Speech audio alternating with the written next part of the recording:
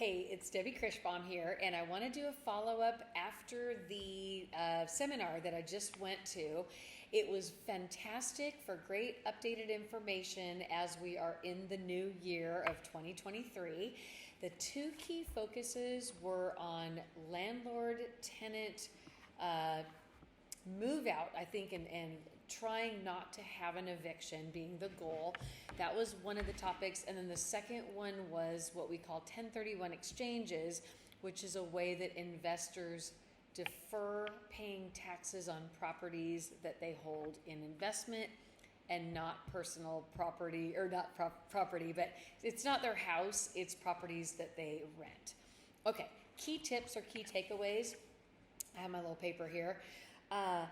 There's an act that's called the Tenant Protection Act of 2019, and I know that this is in California. I truthfully don't, it's statewide. Okay, it's called statewide rent control, which is a little bit concerning for Californians because we don't like anything to be controlled.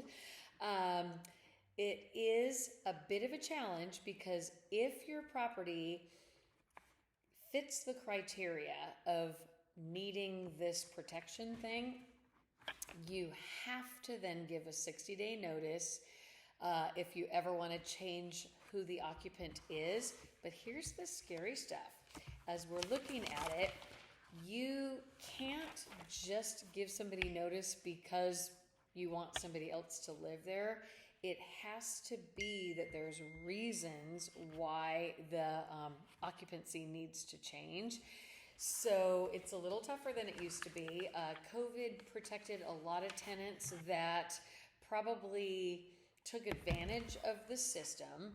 I'm sure there were some people that were in dire straits, but the truth is it's kind of a throwback to the 2007, 2008 when homeowners were choosing a selective exit strategy where they weren't making their house payments and they were going to negotiate to lower their loan amounts with their lenders in the form of loan modifications or short sales.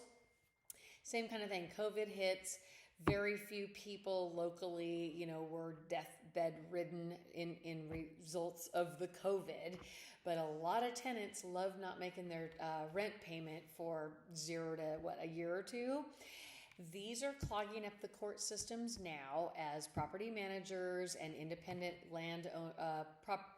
properties not maintained by property managers as well. They're all flooding into the court systems right now, which is bogging the system down. Apparently, at least in the San Diego court, there's over 30 cases a day. They feel like it's way overwhelming. But here's the problem.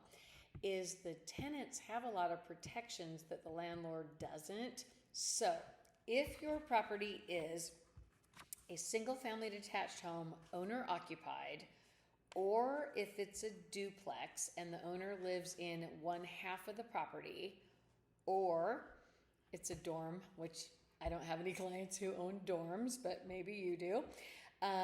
If it is year built less than 15 years old. I thought that was an interesting key. Those properties are exempt from this whole Tenant Protection Act of 2019, which they also call TPA 2019.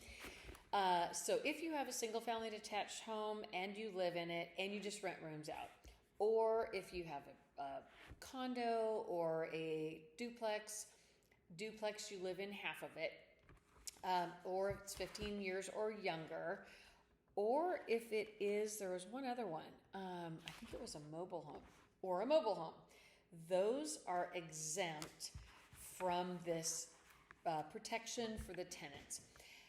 Best use, according to the attorneys who were at the presentation, and I'm not going to name them only because in case I misquote something, I don't want to make it seem like they didn't know what they were talking about. But it talks about rent control, and this is kind of freaky. You cannot raise your rent more than 5% plus CPI on an annual basis. Now, even the attorneys were saying that's not really a flat number, so you can't really say it's 10%. So they say it kind of fluctuates. So I would say if you planned to raise your rent on your tenant more than 5% a year, you better be very careful. So what does this have to do with 1031 exchanges? Well, people are finding that they can't short-term rent their houses as easily through Airbnb and Vrbo and those kind of resources as they thought they could. I know for myself and my husband, we've had great success on both platforms. And so I'm actually a proponent of the short-term to the long-term rental, meaning our condominiums we rent for 30 to 90 days. We won't go less and we won't go more. But a lot of people have properties that they just don't know how to market it, or maybe there's too much saturation of properties in their area. So for those people, they're wanting to either sell the property or put in a longer term tenant. However, what I just discussed about TPA 2019 scares the heck out of them. So another option that you can consider is if you have a property that you do not live in that you're planning to sell, instead of paying the taxes up front at the transaction close, which could be quite hefty actually, you can take that property and you can roll the proceeds into another purchase. It doesn't have to be in California. I do believe it has to be in the United States, but I can check on that detail for you if that's something of importance. Let's say that you had a rental property here in San Diego and it was, maybe you sell it and it's worth $700,000, but maybe you bought it 20 years ago for 100,000, something like that. So you have a lot of profit in it.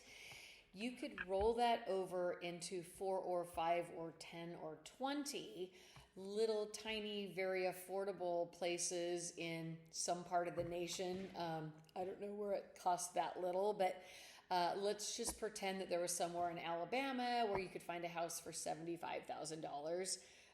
And if that exists, call me, I might want to buy it. With that example, you might be able to buy 10 of them.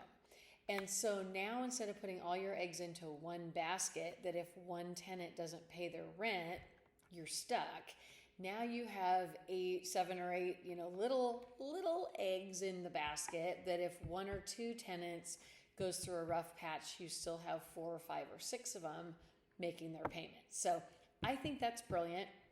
There's one other possibility on 1031. I'm going to look at what this was called because it was interesting to me.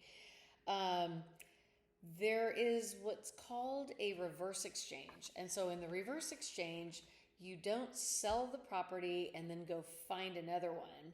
You find the other one, buy it, and then sell the one you have. So it's a little more of a sure thing, a little more complicated in the details, but that's what I'm here for, is to refer you to the proper people to make it seem simple, though it's not.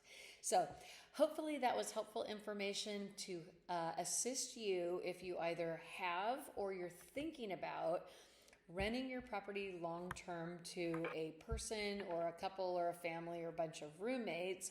You better be really careful about Tenant Protection Act of 2019. Make sure it's either a property that is a mobile home or manufactured home. It's built before whatever 15 years ago would be. It's built in the last 15 years. If it's a single family resident, the owner must live in it and just rent out rooms. Or if none of those apply, you actually are under the control of the Tenant Protection Act of 2019. You must, from that day forward, always give a 60-day notice if it's over a 1-year lease.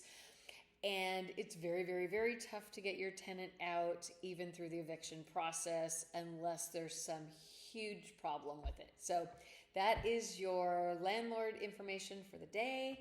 If you decide you're not interested in being a landlord any longer, or the single family detached or condo that you live in currently that you thought you might want to rent, and now I've just scared it off of you, let me know. I'd be happy to help you put that for sale. If you have a big tax potential consequence, we can look into the concept of a 1031 exchange. All right, hope that helps. Talk to you soon.